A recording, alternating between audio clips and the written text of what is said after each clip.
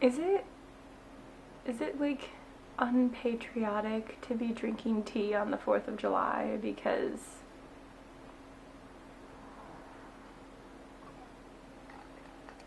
hey folks, welcome back to the JunieBird. My name is Rachel, this is my channel, and this is where I encourage people to go after the things that they love. I wanted to make this video for the 4th of July, and I wanted to make this video last year for the 4th of July, but it didn't wind up happening for a couple reasons, and I'm gonna make it now instead, and I think it's still relevant enough. Every year on the 4th of July I try to watch, or at the very least listen to, the musical 1776.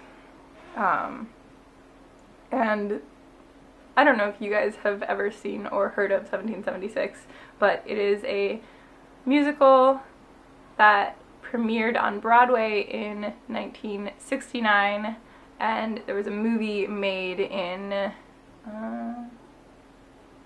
1972. So this is just a little bit before the American Bicentennial, and it's about the signing of the Declaration of Independence and the creation of the Declaration of Independence. I wanted to make a video comparing 1776 with our other favorite musical about the American Revolution, Hamilton. One of the things that I think is really fun about Hamilton and 1776 is that 1776 takes place entirely like in between two songs in Hamilton.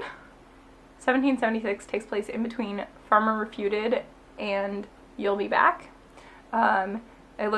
I had to look this up. The original essay that Samuel Sabery put out was published in 1774, and Hamilton's response, The Farmer Refuted, was published in 1775, and then You'll Be Back is a response to the Declaration of Independence in the very beginnings of the Revolutionary War.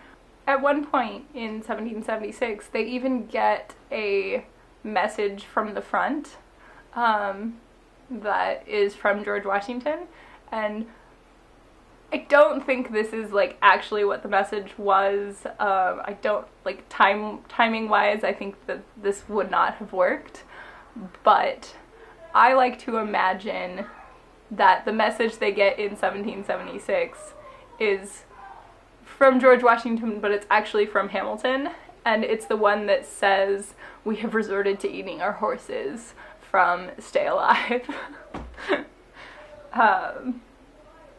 I don't know that that's true, but I like to imagine it is. They both won the Tony for Best Musical the year they were nominated. For 1776, that was 1969, and for Hamilton, that was 2016. Which is kind of cool. They share, in theory, you would think that they would share a lot of characters, but in practice they actually only have one single character in common, and that is Thomas Jefferson. He is the only character that has a speaking and singing part in both shows. But he's not the only character that's like mentioned in both shows. Like 1776 mentions George Washington, obviously Hamilton mentions John Adams and Benjamin Franklin, very, very briefly, Benjamin Franklin, and those are characters in 1776.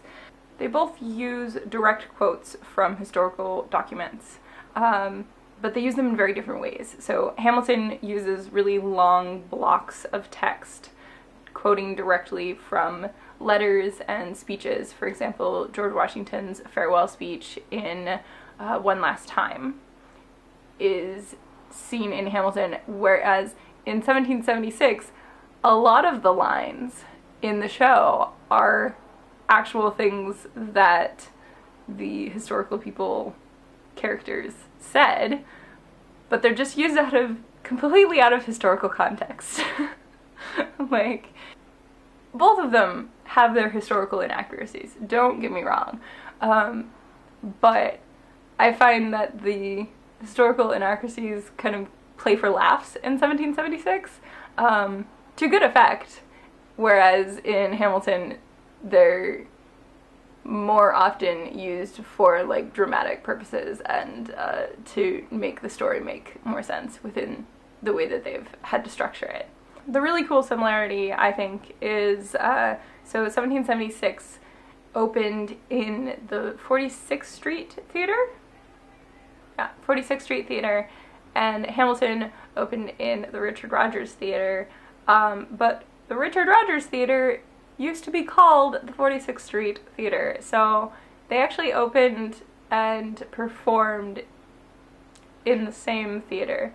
I just think that that's hilarious and so crazy, because that's not something that you can control. It's probably not something that they did intentionally or that they like went after. It's just something that wound up happening. Yeah. So happy veg, I guess. Video every day July. This is 4th of July, quite obviously. I'm still excited for this project, even though I feel very behind compared to the Vita. So, yeah. Okay. I hope you guys get a chance to do something you love today. Thank you so much for watching. I will see you tomorrow. Bye, guys.